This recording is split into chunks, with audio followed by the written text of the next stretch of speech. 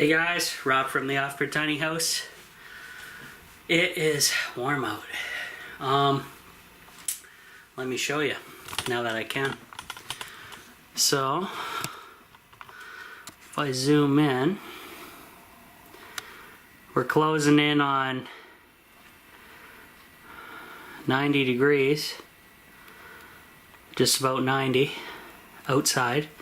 There's high humidity outside. So as soon as you walk outside, it's like you just took a shower, you're sweating. Inside the tiny house, with no cooling whatsoever, 78 Fahrenheit.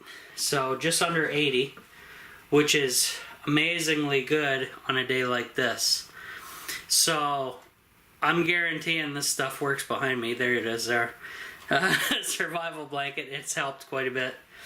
My humidity is now gone down in here.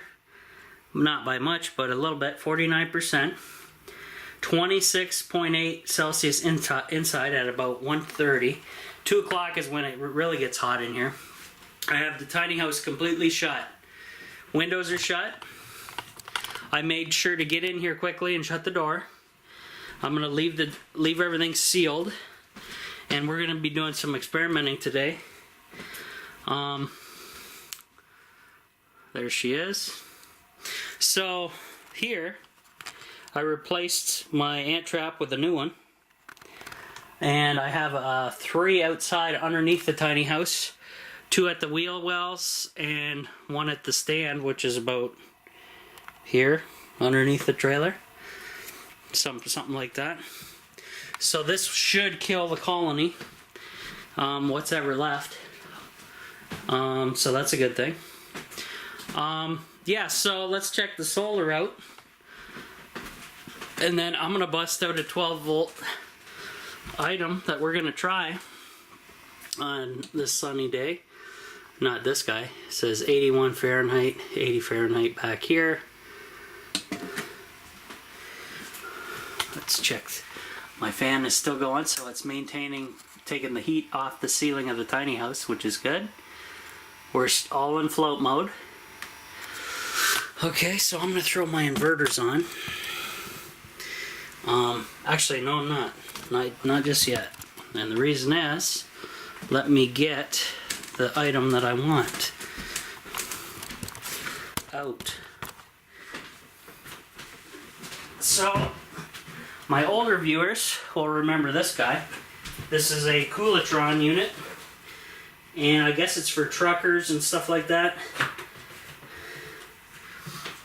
And we're gonna run this puppy off a 12 volt because I have the cord. We're gonna run this off our solar power system, and I brought a temperature probe to go inside. There it is there. I will show you the inside of this thing, if I can get the top lid to stay open.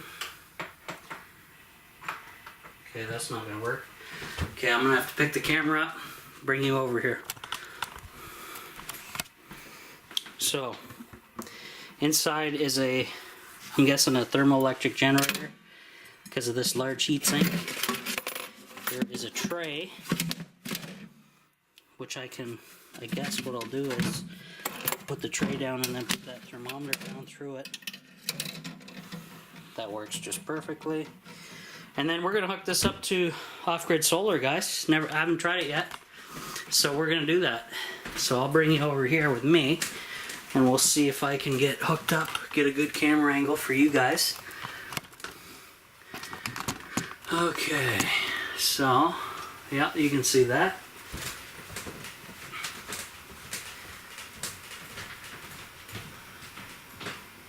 I have my doubts on this, but if I can modify this cooler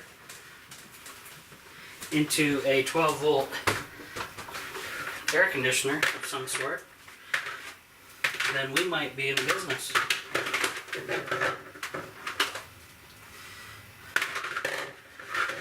Now, there's on this cord, there's a blue and a red dot.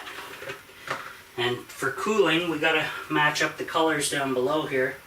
I believe it says, what's this? Arrow to blue, arrow to red.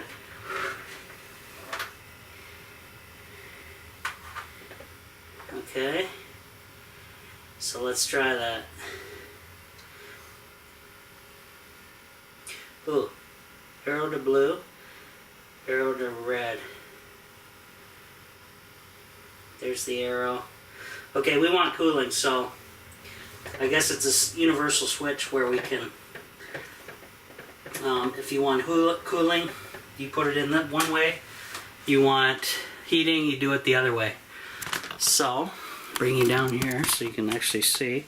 Here is the 12 volt connection, and I'm going to pull out, here I'm going to move the cooler back a bit so it doesn't fall. Right here, you guys can't see because I got to spin you a little bit. Hold on, guys. Okay, that's better. So,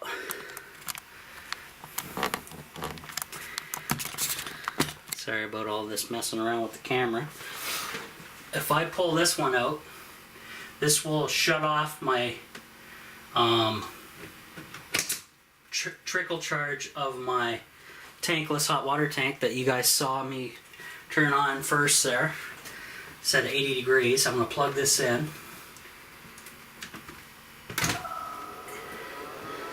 Okay. It is turned on. I can hear a fan. You guys can hear it, I'm sure. This one's blowing out, this one's drawing in, and they give you quite a long cord, so it's not putting a dent into my solar system. And what we'll do is come back and check this thing in a bit. Now, in order to do this, we gotta know what temperature we're looking at.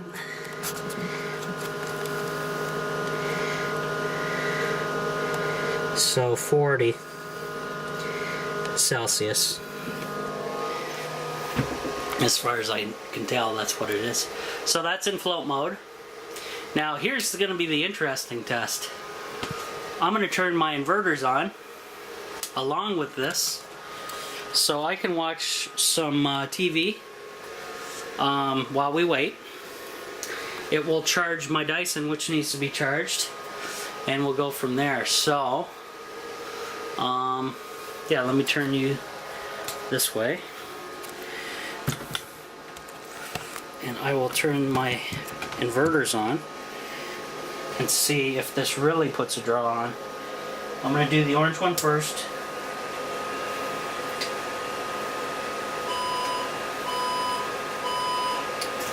Then the blue one. Now the blue one is going to be powering a TV and this cooler at the same time. So we're going to be pushing the limits today. Though I doubt it, because even the TV doesn't pull a lot of juice out of there.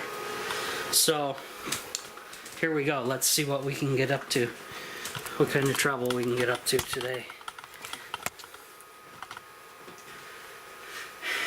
Oh, good idea. I have those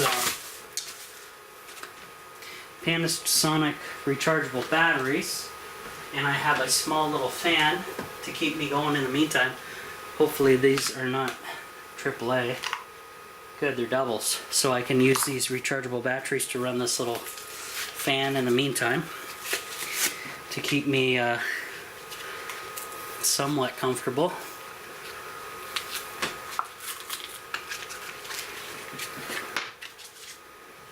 Oops.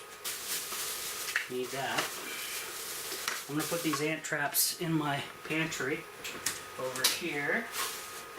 That way I have those. And let's get my TV on too. Get these Panasonics in here. This is an older fan that I got from the Dollarama store before they even had the USB fans. So this was kind of my original deal. Why is that not going in? Cheap plastic, there we go. And here's a switch. And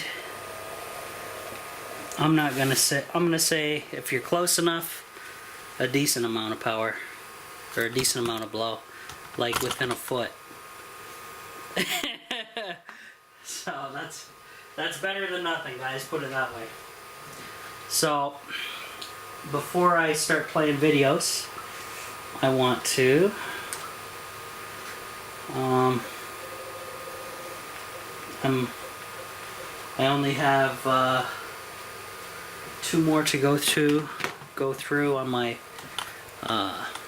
video list, and then I got to get into the InfoWars stuff, which I'm like 3 months behind on.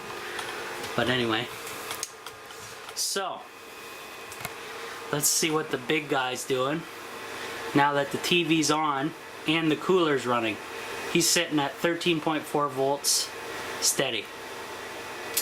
The other guy, he's in float, of course, because he's just running all the small electronics.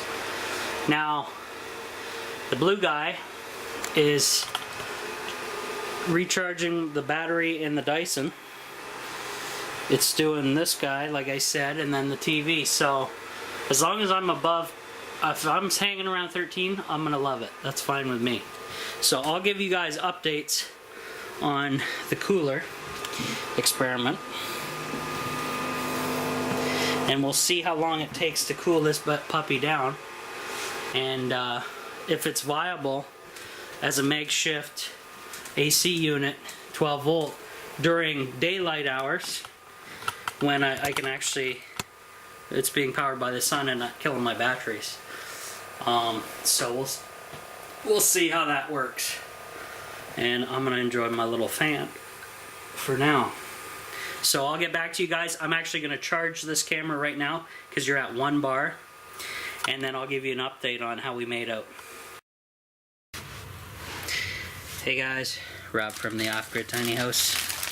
Another package arrived from Wish, and I'm gonna open it up, see what we get.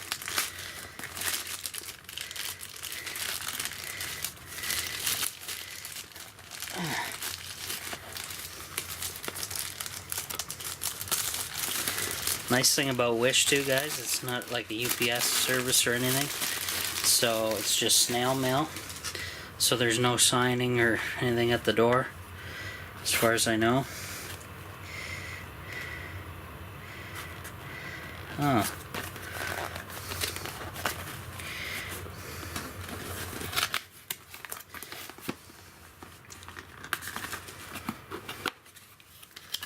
Oh, I think I know what this is.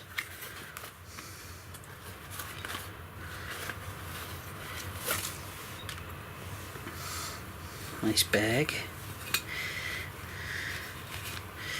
Yeah, this is what I ordered, and it's actually, I got this for free because I just checked my Wish, and this has come late, and this was recommended to me by, or something similar, by our Tiny Cabin project, Charles and John, so thank them. And go hike. And this is a alcohol stove. Oh, cool. So this is the section that goes over the lid. Here's the actual lid, and this goes down over that to snuff out your flame, or snuff out the alcohol. Whoops. Snuff out, yeah, you're burning. And there is, oh, they have even have a rubber washer in here so it doesn't leak out the fluid, which is smart. And here's all the little pinholes for your flames. So I'm guessing this would go like this to snuff things out. not really over top. That was just for packaging and shipping. And I think that's it to this. And what happens is they give you a little stand as well. So that goes in there, as far as I know. And then your pot goes on top. And pretty cool. And I think you could probably do it this way as well, but I like this way because why not, right? So you light it, and then I'll have to try these out. I'll do a video on it, do a review. And this came free, so it's copper and aluminum, and I really can't beat that price. This is from Wish, and you get a bag and everything, so that's gonna be nice for the bug out bag, or even at the tiny house. I may have to order more. One for the tiny house to cook meals. This will obviously work better than my candle cooker. But yeah, because I don't think there's nothing to access. So you just pour your fluid in, light it. You can snuff it out easily with this, and then put your finger over here to check to make sure it's dead cold, and then cap it, obviously, and put it all back together. So that's really nice.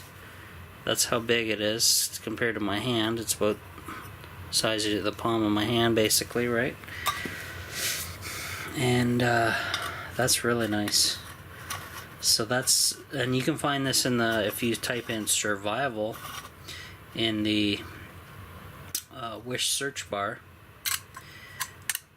and you'll find it there. And yeah, that's pretty neat, I gotta admit. Nice, nice, nice. So thanks to Our Tiny Cabin Project again for recommending this. I made my little pop can heater, but really, for the price of this, I can't go wrong, right? It's cheaper than making it myself. So now you can use alcohol, or you can use what they use. Our Tiny Cabin Project, Charles and John recommend denatured alcohol, and I'm thinking about going on a little trip to probably Home Depot. Would be the only place I can figure out here in Canada that has denatured alcohol, because I've never heard of it until I met those guys, and they said, yeah, use it. You can get a big can of it and probably last you years at the rate I'd be using it. So yeah, that's awesome. Alright, that's it for now, guys.